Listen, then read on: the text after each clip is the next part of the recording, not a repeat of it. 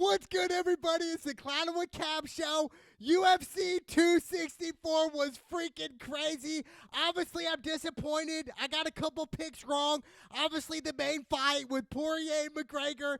Obviously, I had McGregor. It was devastating. McGregor was getting his ass kicked really the whole round against Poirier. Poirier had him on the ground. I think McGregor tried to go for a guillotine, which it didn't really make sense to me. I think McGregor should have tried to keep the fight standing. And then we saw at the very end of the first round, McGregor snap his ankle in half, break it in half, and really, that's it. Doctor stoppage. McGregor can't fight on one leg. To me, it's really not a good look. And I even said before this fight, I said if Conor McGregor loses this fight, he 100% should retire from the UFC. It's over for McGregor. I really do believe that. I don't think we're seeing the same McGregor that we saw, back in 2016. 2015, 2014, 2013, 2012, the hungry McGregor. We're not seeing that anymore.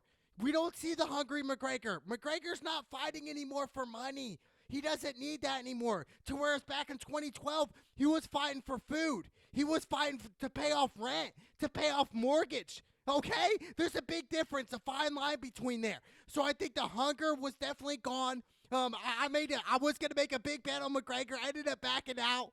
My homie Dudsy told me, look, dude, Cap, you cannot make this bet. It's a bad bet. Do not bet on McGregor. His hunger's gone. And I really did that. And thank God I listened to my dog. But to me, it's one of the things where it's like, man, I got to give credit where credit is due. Shout out to Dustin Poirier. And I do think we're going to see him become a champion at the end of the year. Absolutely. He'll get a title shot against Charles, the champion right now. Hats off to both of them. But to me, McGregor, what's next for McGregor? And we saw in his after fight, look, I'm going to fight him again. This is not over.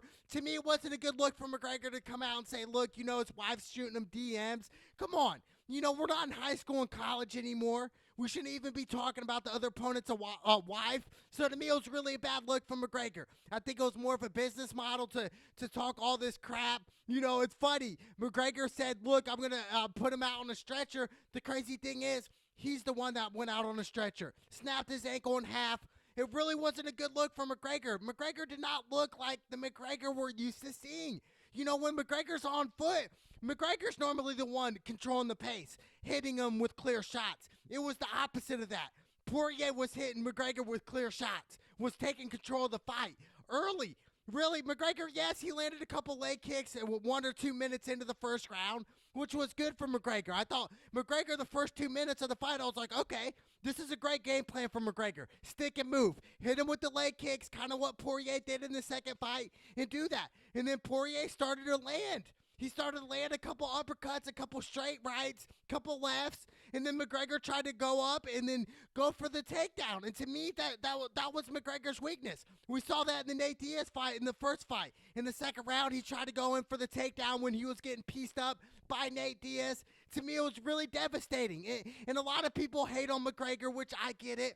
They're going to give him a lot of clout, a lot of memes for McGregor, but at the end of the day, McGregor made it though. If we're talking about the American dream, McGregor made the American dream, right? Started to be a plumber, making peanuts, all the way up to, he's going to be a billionaire in a couple years, on the #1 Forbes list this year.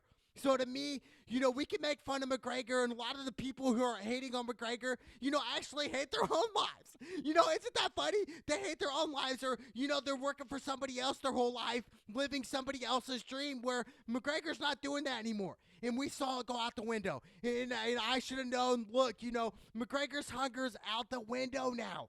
This was really just to sell out tickets. This was a business move for McGregor. Will McGregor be back in the UFC? He might fight Poirier again. It's just tragic. He snapped his ankle. But I think it really hurt McGregor when he was talking about Poirier's wife. And to me, I even looked at it like, man, if I was married and my opponent was talking about my wife, it just wouldn't click well. And it was one of them things where Poirier, he went into this fight like what Khabib did back in 2018. No remorse. No empathy. It was all hate. It was all, okay, I'm going to attack McGregor. at all cost, everything. We're going at McGregor. He attacked my wife, my family, everything like he did with Khabib, with the family part. But, for McGregor, look, he made his reign in the UFC. And we look back in 50 to 100 years from now, 100% Conor McGregor's name will be mentioned in MMA, in the UFC. It will be, but to me, at the end of the day, Conor McGregor's not the same fighter he was back in 2016 against Aldo. When that fight happened against Aldo, he was the underdog, knocked him out in 13 seconds. We don't see that hunger anymore. Even in this fight, it was more cockiness from McGregor. And to me, it's really what got him here.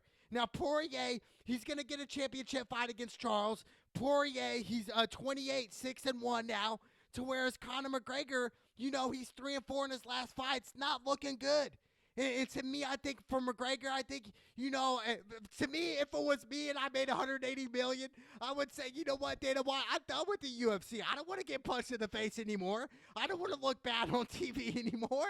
I'm done, dude. I am done. I'm cashed out. My business is in whiskey and other things that are growing my money, way more money than it would be in the UFC. So I do think McGregor's probably done. At least his heart's done. His heart is gone, but at the end of the day, is McGregor going to fight again in the UFC? That's a great question. Nobody really knows. I think McGregor does want to get back in there against Poirier, definitely against Nate Diaz again. Khabib's a long shot at this point. I just think, the hunger's gone now. It's out the window, and I saw it. Even when he beat Cowboy, it was not the same McGregor, dude. It wasn't. Even in the second fight against Poirier, it just wasn't the same McGregor that we're used to seeing. The McGregor that we're used to seeing is sticking and moving. So being like a karate guy, throwing crazy leg kicks, throwing crazy counters, stuffing takedowns. That's the old McGregor we're used to seeing, and we didn't see it tonight. Hats off to Poirier. What an event, though, for UFC 264. We had the former president, a.k.a. Donald Trump, in the motherfucking building. In the red corner, Donald the Goon Trump. I cannot believe it. Amazing, right? The UFC continues to grow. Now, is the UFC going to be the same without McGregor? Yes, McGregor draws the biggest numbers, but I still think, the stars will keep building. Just like when Ronda Rousey got beat against Holly Holm and Amanda Nunes. Well, the next one steps up. Amanda Nunes is the greatest women's fighter of all time right now in the UFC. We still have John Jones. I think John Jones is still the GOAT in the UFC right now. And to me, I just can't believe they don't have the heavyweight right now against Ngannou and John Jones. They need to make that fight happen, and I believe it will. But for McGregor, the UFC, they will continue to do well.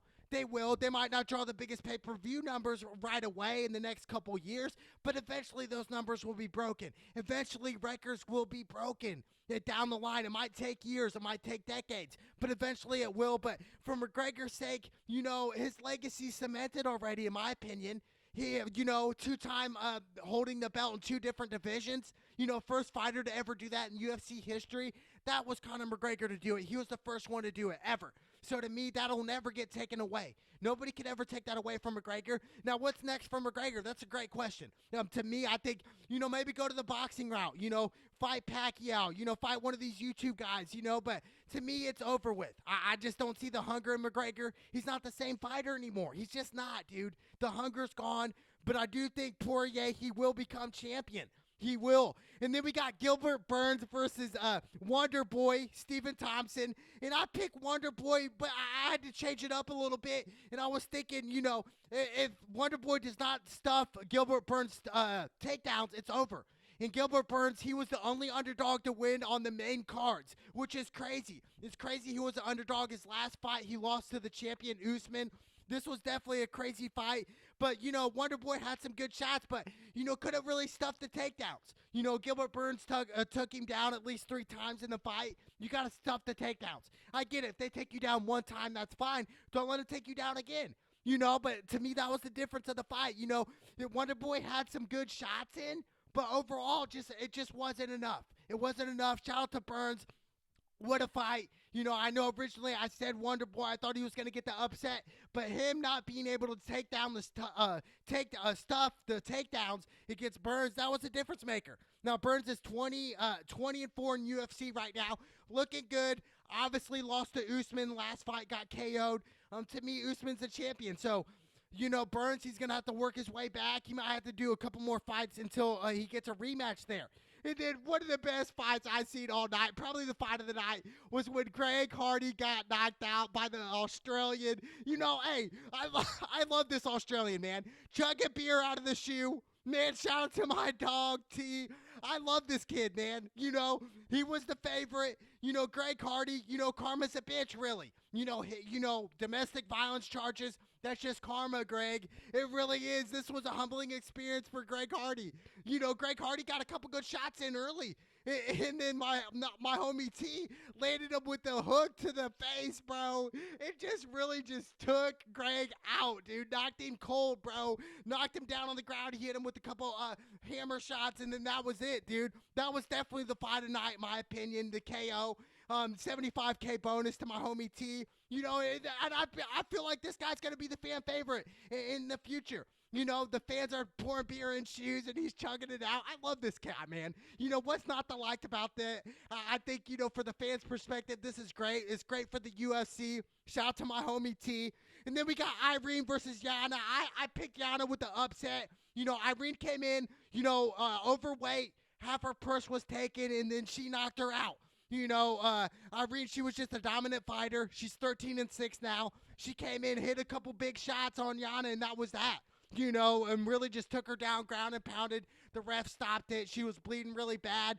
Shout out to Yana. She's bad, too. I think she could maybe go into modeling or something like that. But Irene, I'm telling you what, she's the real deal. She could possibly be champion one day. She even said it in the interview.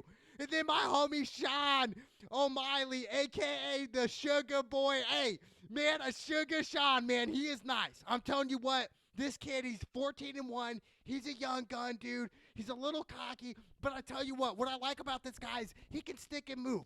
He can hit you and then dip out of punches, dude. So clean and crisp, dude. I've never really seen anything like it. It's like he'll throw a combination, and then by the time his opponent throws a left hook, he's already out of there. He's just super quick, super elusive. It's super fast. He can throw his jabs. He can throw crazy leg kicks. But hey, shout out to Chris, though. Surviving all 3 rounds. They stopped it late in the 3rd round. But to sustain all the shots that he took from Sugar Sean, it was crazy, dude. It was insane. And Sugar Sean gave him respect after the fight. That was great. But Sugar Sean, he will be champion one day. He's a young gun, though, dude. He is, and like I said, the future's bright for him, dude. If he stays hungry and stays humble, I know he's a little cocky. He does some basketball jump shots when he knocks people out, which is crazy to me, right? It's like, wow. But, this could possibly be the next McGregor. I know that might sound ignorant, but he can definitely draw numbers and draw an audience. So shout out to Sugar Sean. The future's bright for him. Like I said, he'll be champion. But back to the main fight with Poirier McGregor. It was crazy to me. For McGregor, I really do. I think the passion, the fire that we're used to seeing in McGregor back in the day 5 years ago, it's gone. It's long gone, and I think, it's really sad to say, but, I think the money kind of got to him a little bit. Being on #1 Forbes this year, making over $180 million, being rich, on his way to becoming a billionaire by his 35, and to me, it's crazy. It really is, and it's one of them things where it's like, man, like, don't let money change you, right? But I do, in a way, think it's kind of changed McGregor in a way. It's changed his hunger. He's no longer hungry anymore. And I can't really speak. Like, obviously, if I made $180 million, would I be as hungry as I once was? Who knows? Who would be, right? If you made over $180 million in 1 year, would you be as hungry as you were when you were dead broke, when you were behind on bills and your credit card bills? Would you be as hungry? That's a great question. But to me, for McGregor, I really think it's over with. I do. And to me, if anyone could come back, it is definitely McGregor. But at the end of the day, the hunger's gone. The passion's gone. That's that, dude. When your hunger's gone in the UFC, it's over with. It is over with. So, to me, Poirier, he will get the championship shot. And what Poirier had to go through the past couple years in his career, I want to see Poirier get a champion. I want him to see him hold up that belt. He deserves it. You know, from all the trash talk that he got received from McGregor, right? You know, talking about his wife, talking about all crazy stuff, right? You know, a lot of people are calling McGregor a bum for doing that, and I do think it's a low blow for sure. I think it's to get in your opponent's head at the end of the day, but for me, I want to see Poirier get the belt. I really do. I want to see him become champion, you know, and do that. And I do believe one day we will see Poirier become champion by the end of this year in 2021. But like I said, UFC 264 did not disappoint. You know, Vegas was live. To me, like I said, what's next for McGregor? You know, only McGregor really knows. You know, he wants to probably come back, but, you know, for McGregor's sake, you know, I'd probably be done, dude. That's it, dude. I'm living the American dream. You know, I'm a multi-millionaire. I don't have to ever work again in my life, okay?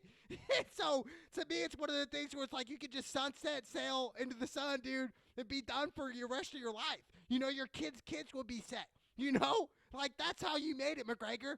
You know what I'm saying? Like, that's crazy to me. It is crazy, but at the end of the day, we could see him go into boxing, but I think McGregor should retire and sunset off into the sea, and that's that, baby. But UFC 264 was great, baby. It's the Clown with Cap show. Let's go!